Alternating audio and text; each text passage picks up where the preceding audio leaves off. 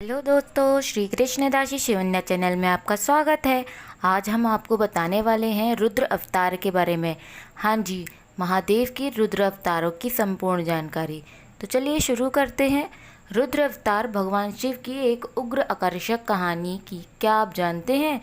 भगवान शिव के रुद्र अवतारों के पीछे की कहानी और वो कैसे जीवित हुए, इस कहानी का उल्लेख हिंदू वैदिक साहित्य में मिलता है, जो उन घटनाओं का वर्णन करता है जिनके कारण महादेव के 11 रुद्र अवतारों का जन्म हुआ। पहली कहानी में भगवान ब्रह्मा ने शिव से कुछ नश्वर प्राणियों को बनाने के लिए कहा, क्योंकि वे सामान्य लोगों को बनाने से ऊब रहे थे। उनके अनुरोध के बाद शिव ने 11 अमर प्राणियों की रचना की: कपाली, पिंगला, भीम, विरूपाक्ष, विलोहिता, अजेश, शासन, शास्ता, शंभु, चंदा और ध्रुव, जिन्हें शक्तिशाली 11 रुद्रों के रूप में जाना जाने लगा। हिंदी में रूढ़ शब्द का अर्थ रोना या रोना है और तूफान के देवता की जबरदस्त शक्तियों के कारण रुद्र को अक्सर हाउलर के रूप में अनुवादित किया जाता है। ऋग्वेद के अनुसार उन्हें कभी कभी शिव कहा जाता था, जिसका अर्थ है दयालु या भोले।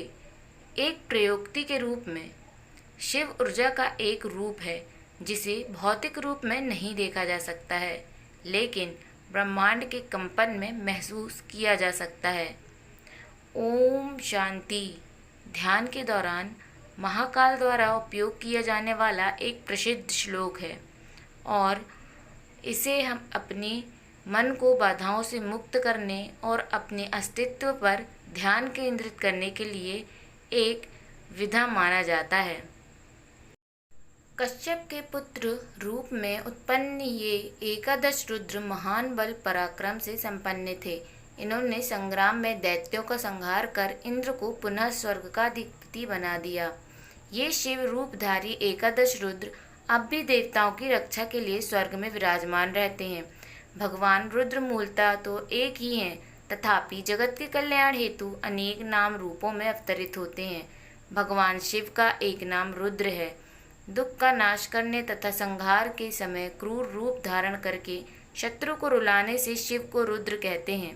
वेदों में शिव के अनेक नामों में रुद्र नाम ही विशेष है। उन्हें रुद्र परमेश्वर, जगत सृष्टा भगवान रुद्र को समर्पित हैं।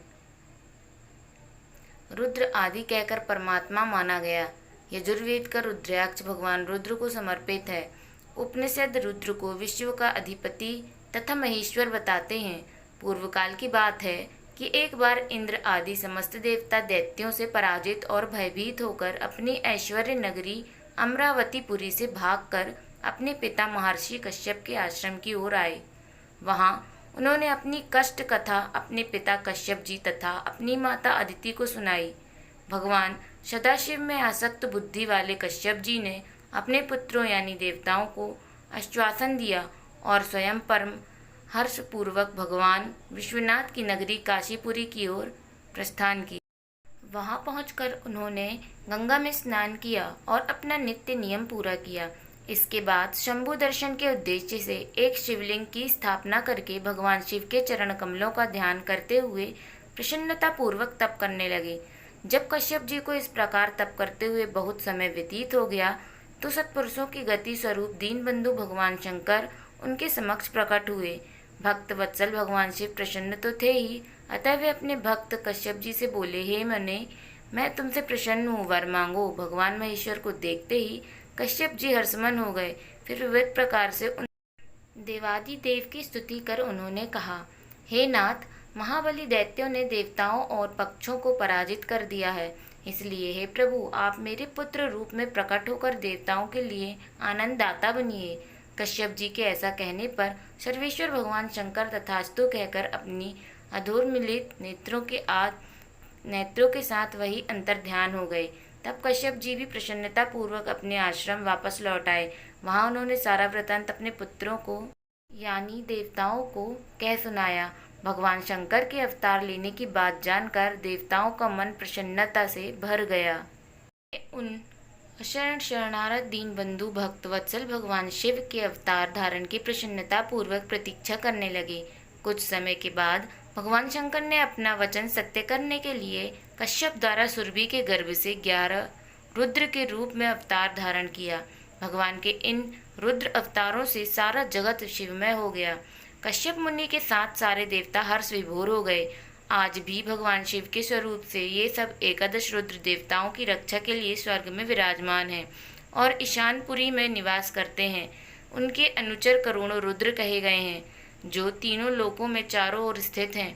इन 11 रुद्रों के नाम कपाली, पिंगल, भीम, विरूपाक्ष, विलोहित, शास्ता, अजपाद, अहिर्बुद्धन्य, शंभु, चंड और भव है। ये एकादश रुद्र सुरभि के पुत्र कहलाते हैं। ये सुख के अवतार मान स्थान है तथा देवताओं की कार्य सिद्धि के लिए शिव रूप में उत्पन्न हुए। कश्यप के पुत्र रूप में उत्पन्न ये एकादश रुद्र महान बल पराक्रम से संपन्न थे।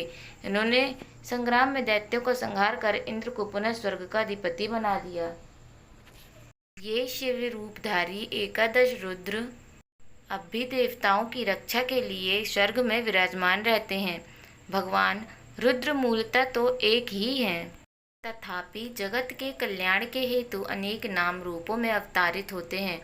मुख्य रूप से 11 रुद्र हैं। विभिन्न पुराणों में इनके नाम भी अंतर मिलता है। रुद्रों के साथ उनकी सहधर्मिणी रुद्राणियों का वर्णन भी है। श्रीमद् भागवत में ये 11 रुद्रों के नाम इस प्रकार आए हैं: मन्यु, मनु, महीनस, महान शिव, ऋतध्वज, उग्रेरता, भवकाल, वामदेव और धृतव्रत। उपनिषदों में एकादश प्राण, 10 इंद्रियों और मन को एकादश रुद्र कहा गया है, परंतु ये आध्यात्मिक रुद्र हैं। ये शरीर रूपों मशीनों को चलाते रहते हैं। ये ठीक ठीक चलें तो मनुष्य का सब शिव कल्याण है, अन्यथा एक भी गति बिगड़ी तो शरीर बेकार हो जाता है। जो इन एकादश प्राणों को संयमित आहार विहार और योगाभ्यास द्वारा वश में रखता है, वही सुख पाता है। ये निकलने पर प्राणियों को रुलाते हैं, इसलिए रुद्र कहे जाते हैं। अतः 10 इंद्रियां और मन ही एकादश रुद्र हैं। इनमें से किसी एक को भी क्षति पहुंची तो मनुष्य के शरीर की क्षति अस्त व्यस्त कर देती है। श्रीमद् भागवत में एकादश रुद्रों के नाम मनु, महीनास, महान शिव, ऋतध्वज, उग्रेरता, भवकाल, वामदेव और धृतव्रत। शिव पुराण में कहा गया है कि 11 रुद्रों की कथा को एकाग्रित होकर पढ़ने का महान फल प्राप्त होता है। यह धन व यश देने वाला है, मनुष्य की आयु की वृद्धि करने वाला है, सभी मनोकामनाओं की पूर्ति करने वाला है, पापों का नाश करने एवं समस्त सुख भोग प्रदान, अंत में मुक्ति देने वाला है। तो दोस्तों, कैसी लगी आपको हमारी ये वीडियो? कमेंट सेक्शन में ज़रूर बताएं और सनातन धर्म से जुड़े रहने के लिए हमारे चैनल को सब्सक्राइब करें, ताकि हम ऐसी ही ऐतिहासिक और रोचक ग्रंथों की जानकारियाँ आप तक पहुँचाने में सफल बने रहें। और हमारे चैनल की बेल आइकन को भी प्रेस ज़रूर करें। धन्यवाद।